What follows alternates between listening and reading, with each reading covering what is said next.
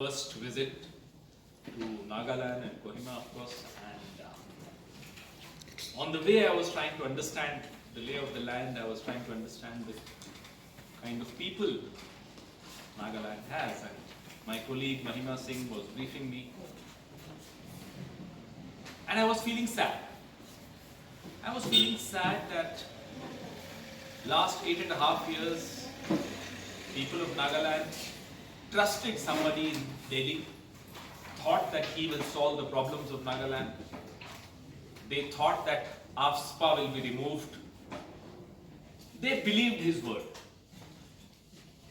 Unfortunately, it didn't happen. AFSPA is still here. Situation is still not normal.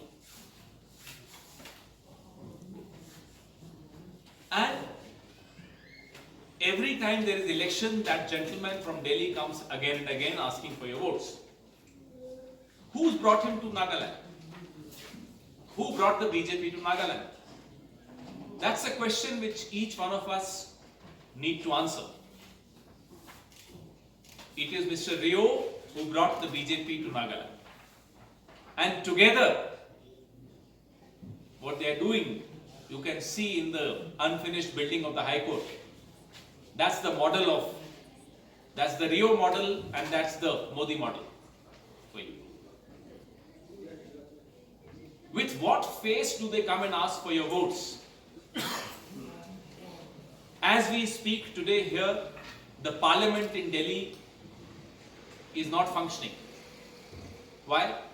Because Mr. Narendra Modi has to protect and defend his friend called Mr. Gautam Adani. I'm sure all of you heard of Mr. Adani's name.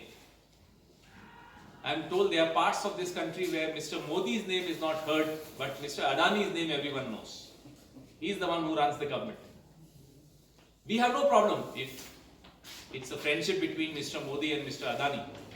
Our problems start when we realize that innocent taxpayers, innocent depositors in the State Bank of India, innocent policy holders of LIC, they are the ones who are losing their money to Mr. Adani. Any employee of the government who joined his job in 2003, his pension fund is going to Mr. Adani. That's the level of, that's the friendship of Mr. Adani and Mr. Modi, which is resulting into a loss for each and every single Indian. The Congress party, Mr. Mallikarjun Kharge, Mr. Rahul Gandhi, Sonia Gandhi ji, all of us are trying to highlight this, are trying to force the government to have a discussion in the parliament on this issue, because ordinary people, their money is going. But Mr. Modi does not want a discussion in the parliament. The Congress party in Kohima today, through the friends in the media here, wants to appeal to every single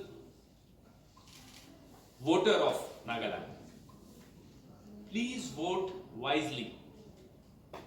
When you vote there, close your eyes for 30 seconds.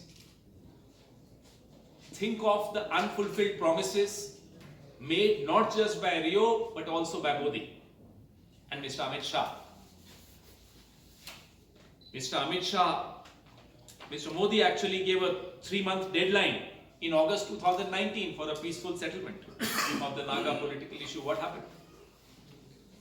His own governor turned around and said, no, this can't be, this is not possible. That was in 2019, we are now in 2023. Now Amit Shah has come and announced a frontier Naga territory for the eastern Nagaland. Another fake promise, for which the Bharatiya Janata Party and the RSS is well known. They thrive on divisions. They thrive on fault lines. They thrive on conflict.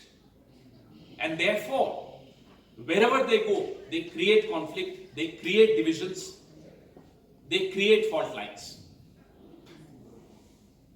Nagaland should keep them away, not just keep them away, but keep their collaborators. Mr. Rio, he is a collaborator. Please keep the collaborators of BJP away. The Congress party has a very constructive manifesto. This manifesto was arrived upon by widespread consultations with different citizens groups, intellectuals, people whose heart beats for Nagaland. Those are the people who wrote this manifesto. We do not believe in remote control politics. We do not believe in remote control governance the way BJP does. So every single word written in this manifesto comes from people who really think for Nagaland. Ensure that the dark rule of Rio comes to an end, to ensure that the dark rule of Rio and Modi comes to an end. Delhi, the ED and the CBI, their remote control is with Mr. Modi and Mr. Amit Shah. Whenever they press the button, the ED and CBI close their eyes. You know, we had as children those toys. So these are toys in the hands of Mr. Modi and Mr. Shah. Mr. Rio